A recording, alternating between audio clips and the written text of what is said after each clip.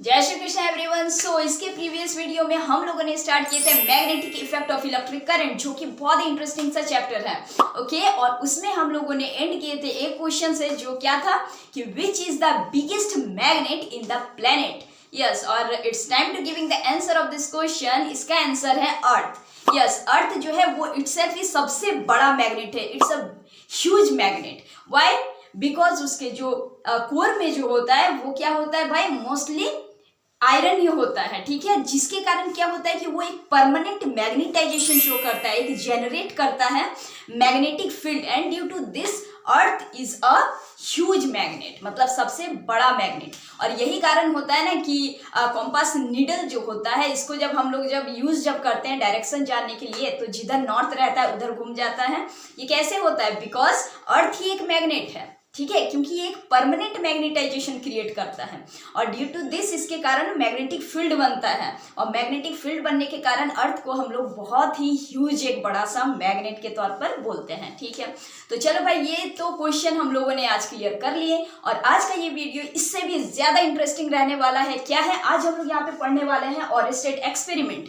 Student, it's a very important video, क्योंकि ये exam के बेसिस में बहुत ही इंपॉर्टेंट है और आपका जानना बहुत जरूरी है ये एक्सपेरिमेंट। ओके, आप लोगों ने स्कूल में तो इस एक्सपेरिमेंट को किया ही होगा, और भाई जो भी स्टूडेंट नहीं भी किए हैं, I am sure for that कि अगर आप लोग इस वीडियो को पूरे एंड तक देखेंगे, देन 100% श्योर कि आपको बहुत ही अच्छे से समझ में आने वाला है। अभी तक भी अगर आप लोग इसको पढ़े नहीं है तो भी कोई दिक्कत नहीं है, और अगर जिसने पढ़ भी लिया है तो भी वही रिवीजन कर लो, अपने फ्रेंड तक शेयर कर लो।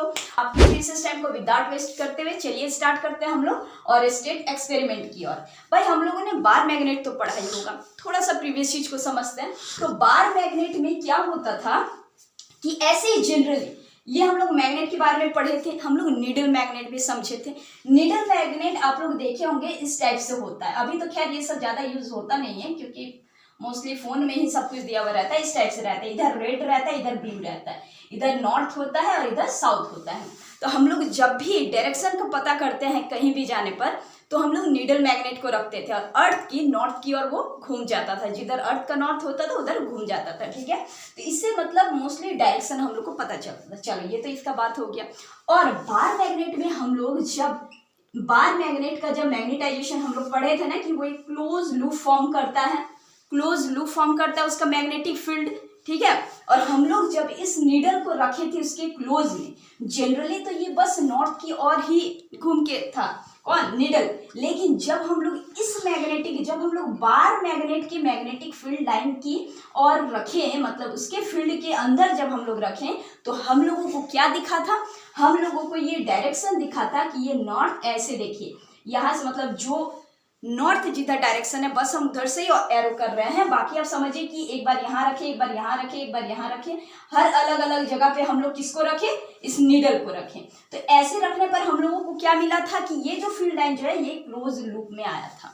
ठीक है, मतलब कि नॉर्थ का ऐसे, इधर से नॉर्थ, इधर से ऐसे ही घूमता हुआ वो नीडल घुमा था, अपना डायरेक्शन दिया था। तो उससे हम लोगों को क्या पता चला था कि हम लोग समझे थे कि मैग्नेटिक फील्ड लाइन में ही सिर्फ ये जो नीडल जो है वो क्या हो रहा था? वो घूम रहा था, मतलब कि अपना डायरेक्शन को चेंज कर रहा था। इतना ही तक हम लोग समझे थे कि मैग्नेटिक फील्ड लाइन के अंदर ही मैग्नेट जो है वो डिफ्लेक्ट कर सकता है। लेकिन आफ्टर दैट हमारे जो ऑरेस्टेड जो थे वो 1820 में जब आए, ठीक है, 1820 में ऑरेस्टेड ने एक नया ही चीज को डिस्कवर कर दिया, एक एक्सपेरिमेंट को करके। चलिए आइए समझते इस एक्सपेरिमेंट को। अगर आप लोगों ने स्कूल में किया होगा तो अच्छा बात है, नहीं तो आप यहाँ भी समझ लीजिए क्या है भाई। देखिए, एक सिंपल सा सर्किट यहाँ पे बना हुआ है। ठीक है, क्या है? यहाँ पे एक सिंपल सा सर्किट है। इस सर्किट को देखिए, ये सिंपल सा एक सर्किट है, एक बैटरी लगा हुआ है, यहाँ पे एक की है जो कि अभी ऑफ है, यहाँ पे बल्ब है। जब हम लोग इसको ऑन कर देते हैं, यहाँ से ऑन जैसे करेंगे तो क्या होगा? यहाँ से इलेक्ट्रिक करंट फ्लो होगा, और इलेक्ट्रिक करंट जैसे ही फ्लो हुआ, ये जो वायर जो है यहाँ से ये इलेक्ट्रिक करंट आया, ठीक है, यहाँ से जैसे ये फ्लो हुआ, ये नीडल क्या हुआ ना, ये डिफ्लेक्ट हो गया। ये नीडल क्या हुआ? डिफ्लेक्ट हो गया। ठीक है, अब तो भाई ये तो मैग्नेट में से डिफ्लेक्ट होता था, बार मैग्नेट का मैग्नेटिक फील्ड में, पर यहाँ तो इलेक्ट्रिक करंट ना जा रहा है, तो फिर ये डिफ्लेक्ट क्यों हुआ? अब ये चीज जब देखे, जब ऑरेस्टेड, ये दिमाग एकदम झटका लग गया, भाई ये कैसे हो गया, ये कैसे डिफ्लेक्ट हो गया। तो इसी चीज पे एक नया इन्वेंटेड हो गया। क्या नया इन्वेंटेड हुआ कि इलेक्ट्रिक करंट और मैग्नेटिक फील्ड दोनों एक दूसरे से रिलेटेड है। दोनों क्या एक दूसरे से रिलेटेड है, मतलब कि मैग्नेट इफेक्ट मैग्नेटिक फील्ड में तो करता ही करता है और तो और इलेक्ट्रिक फील्ड में भी कर रहा है due to current flow. Current जब भी फ्लो हो रहा है कंडक्टर में और उसके बगल में जो ये नीडल जो रखा हुआ है वो भी डिफ्लेक्ट हो रहा है। ये ठीक है भाई, ये हमारा क्या इस एक्सपेरिमेंट से ये जो अरिस्टेड जी जो बताए हैं तो ये सिर्फ और सिर्फ एक्सपेरिमेंट ही नहीं रहा, इस एक्सपेरिमेंट से बहुत ज़्यादा यूजफुल हुआ, बहुत ज़्यादा चीज़ और जानने को मिला। तो चलिए इस एक्सपेरिमेंट के बारे में कुछ इंपॉर्टेंट पॉइंट्स हम लोग देख लेते हैं। अगर आपको इसका एप्लीकेशन लिखने आया या फिर आपको इसका यूजेस या फिर कुछ भी इसके बारे में अगर आया तो आप लोग खुद के लैंग्वेज में आराम से लिख सकते हैं। एक डायग्राम को जरूर बनाएं और कुछ पॉइंट्स यहाँ पे इसको भी जरूर फॉलो करें। अब देखते हैं कि हर एक पॉइंट्स हम लोग यहाँ पे पढ़ते हैं और चीजों को अच्छे तरीके से समझते हैं। क्या है पहला पॉइंट, इनका पूरा नाम था हंस क्रिस्टियन ऑरेस्टेड, जो कि 1820 में डिस्कवर किए थे। क्या कि एक compass needle get deflected when a current carrying metallic conductor is placed nearby it. When a current carrying metallic conductor nearby it, क्या हुआ था ना, ये जो नीडल जो है वो डिफ्लेक्ट किया था। ठीक है, क्लियर है। और due to magnetic field produce by electric current, ऐसा क्यों हुआ था, क्यों कि इलेक्ट्रिक करंट ने क्या प्रोड्यूस किया, यहाँ पे मैग्नेटिक फील्ड प्रोड्यूस किया।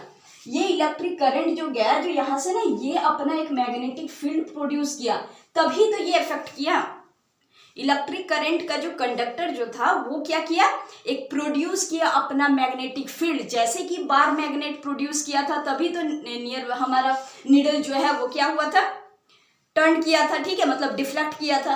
अब इसी तरीके से ये जो इलेक्ट्रिक जो कंडक्टर है वो भी एक मैग्नेटिक फील्ड जनरेट किया, मतलब प्रोड्यूस किया। Due to this the needle get deflected. Okay, reason भी आपको यहाँ पे पता चल रहा है। थर्ड पॉइंट क्या है जो कि बहुत इंपॉर्टेंट है, क्या है भाई, change in direction of the current will show the variation in deflection. अब देखिए एक चीज, अभी बैटरी ऐसा लगा हुआ है, मान लीजिए एक और बैटरी है या फिर इसी को आप समझिए बैटरी है, अभी नीडल समझ लीजिए कि नॉर्थ टू साउथ घूम रहा है।